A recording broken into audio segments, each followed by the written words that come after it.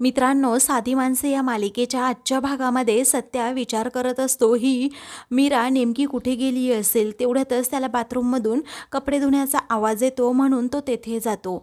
आता तेथे गेल्यानंतर तो मीराकडे पाहतो, पण खूप घाबरलेला असतो.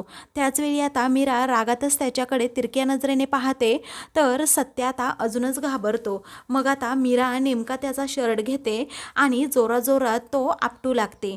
त्यावेळी आता सत्या विचार करतो की ही मुलगी तर खूप डेंजर आहे. मलासुद्धा काही वेळेस अशी धुवून आपटून वाळत घालेन, तरीही मला तपास लागणार नाही, कारण एवढी डेंजर मुलगी आहे ही.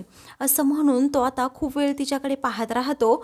मग आता मीरा आपापलं काम करत असते आणि रागातच मध्ये मध्ये त्याच्याकडे पाहतसुद्धा असते.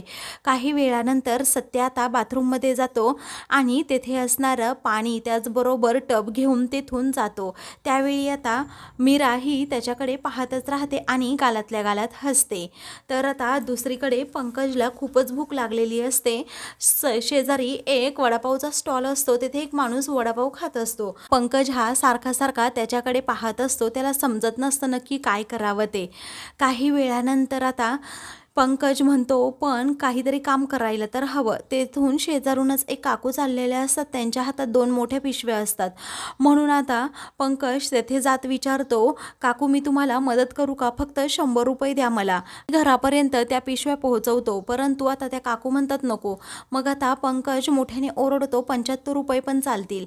तरीही त्या काकू ऐकायला तयार नसतात. तेव्हा आता पंकज मनातल्या मनात विचार करतो, त्या दिवशी शेजारून त्या काकू चालल्या होत्या आणि त्यांनी स्वतः ऑफर दिली होती की या पिशव्या पोहोचवतो का, आणि पैसे पण द्यायला तयार होता. तेव्हा मी ती ऑफर नाकारली आणि आता या काकू स्वतः गेल्या. मग आता मी खरंच माजोरडेपणा करतोय की काय कळतच नाही. असं म्हणून पंकज आता शेजारी जे फळांवाला स्टॉल असतो त्या काकांकडे जात विचारतो, अहो मला काही काम मिळेल का? काहीही काम असेल ना तरीही चालेल, फक्त मला पैसे द्या. त्यावेळी आता ते काका म्हणतात, परंतु तू मला साहेब म्हणायचंस. तेव्हा पंकज हो असं म्हणतो आणि तेथे बाजूला जाऊन बसतो. वेळातच आता निरूपा तेथे येते. त्यावेळी आता पंकज दुबईला कामाला गेला आहे म्हटल्यावर आमरसपुरीचा बेत झाला पाहिजे, तू पण जेवायला ये, मी आज मस्त जेवण बनवते, असं आता निरूपा पारूला म्हणते. तेव्हा पारू आता ठीक आहे असं म्हणते. दोघींच्या गप्पा आता सुरू असताना समोरच जो फळांचा स्टॉलवाला असतो त्या तेथे निरूपा आणि पारू या दोघीही जातात. पंकज मात्र तेथे जरा बाजूला बसलेला असतो. तेव्हा कसे डझन आंबे आहेत असं आता निरूपा विचारते. मग आता ते काका सांगतात की 800 रुपये डझन आंबे आहेत आणि 1600 रुपयाला 2 डझन. त्यावेळी निरूपा म्हणते मला 2 डझन हवे आहेत, 1600 रुपये झाले ना. मग आता ते काका म्हणतात 1500 द्या, जाऊ दे चला. तेव्हा निरूपा म्हणते का बरं 1500? अजिबात नाही, मी खूप खुश आहे, माझा मुलगा दुबईला कामाला आहे, हे घ्या 1600 रुपये. असं म्हणून निरूपा आता आनंदाने 1600 रुपये ते देते. तेव्हा आता बाब्या असं म्हणून ते काका पंकजला इकडे बोलवतात. समोर आता पंकज पाहतो तर त्याची मम्मा. मग आता तो म्हणतो बापरे मम्मा, त्याला मोठा धक्काच बसतो. परंतु काम नाही केलं तर आता पैसे मिळणार नाही आणि खायचं काय, हाही प्रश्न त्याच्यासमोर उभा राहतो. इकडे आता सत्या पाण्यामध्ये पावडर टाकतो आणि म्हणतो या धूमकेतूच्या वडिलांची टोपी अगोदर धुवून द्यायला पाहिजे, कारण जर तिच्या दादाची टोपी धुवून दिली नाही तर ही मलाच धुवून काढेन. असं म्हणून सत्या आता ती टोपी एकदम चकाचक करून टाकतो. त्यावेळी आता मीरा हे सगळं काही पाहते आणि मनातल्या मनात विचार करते, खरं तर मी या टोपीमुळे तुमच्यावर रागवलेच नव्हते, परंतु तुम्ही घरच्यांबरोबर खोटं बोललात ना, म्हणून मी चिडले. पण आता तुम्ही टोपी धुवून खरंच माझा मान राखलात आणि माझं मन राखलं. मी तुमच्यावर आता अजिबात चिडलेले नाही. असं म्हणून ती गालातल्या गालात हसतच त्याच्याकडे पाहते. त्यानंतर सत्य आता म्हणतो, काय धूमकेतूचे दादा, आता तुम्ही खुश झालात ना, कारण त्या टोपीला दारू लागली होती म्हणून तुमच्या मुलीने पार घर डोक्यावर घेतलं होतं.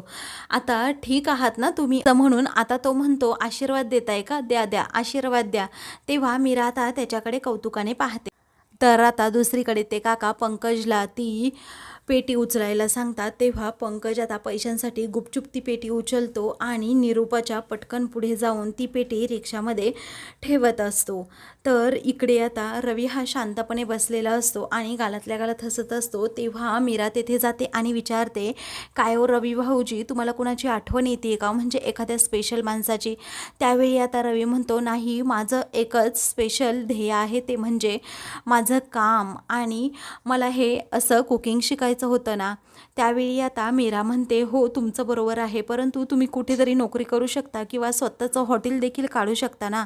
मग आता तो एकदम शांत होतो. मग मीरा विचारते, काय झालं? तेव्हा तो म्हणतो की मला लोन मिळत नाही ना, माझी हॉटेल काढण्याची खूप इच्छा आहे, परंतु आईला कसं वाटतं, आई ते काढू देत नाही, कारण आईला असं वाटतं पंकज दादा करतो ना तेच काम खरं, म्हणजे ते सुटाबुटात जाणं आणि ऑफिसमध्ये काम करणं हे काम तिला खरं वाटतं आणि चांगलं वाटतं, हे म्हणजे एकदम लो असं वाटतं. त्यावेळी आता मीरा म्हणते, कोणतंही काम छोटं किंवा मोठं नसतं. ती आता पर्याय सुचवते, कष्ट करण्यामध्ये कोणतीही लाज धरायची नाही. त्यांना जर काही पटवून द्यायचं असेल किंवा सिद्ध करून दाखवायचं असेल तर तुम्ही एखादा पदार्थ आज बनवा, म्हणजे तुमच्या हातची चव त्यांना समजेल आणि तुम्हाला काही करण्यापासून कुणी रोखणार सुद्धा नाही. तेव्हा ही तर बेस्ट आयडिया आहे, असं आता रवी म्हणतो आणि लगेच कामाला देखील लागतो. दुसरीकडे आता मधू म्हणते, आई तुला खूपच खोकला येतोय ग, तू डॉक्टरांकडे नाही गेलीस का? मग आता ती म्हणते की काही नाही ग माझ्या खोकल्याचं एवढं, पण आपल्या जावई बापूंनी आपल्यासाठी खूप काही केलं आहे, त्यांना काहीतरी करायला पाहिजे ना आपल्या वतीने. मग आता काय करायचं असं आता मधू विचारते. त्यावेळी 5 परतावणीसाठी त्यांना बोलवूयात आपण. मधू विचारते त्यासाठी काय काय करावं लागतं. मग आता तिची आई सगळं काही सांगत असते. तर मधू म्हणते, आपण त्यांना 1-2 दिवस आपल्या घरीसुद्धा राहायला बोलवू. तेव्हा ठीक आहे असं लक्ष्मी म्हणते. तेव्हा सगळं बोलणं आता राज ऐकत असतो, परंतु तो आता मोबाईलमध्येच लक्ष देऊन असतो. एक हार घेण्यासाठी गिराईक येतं.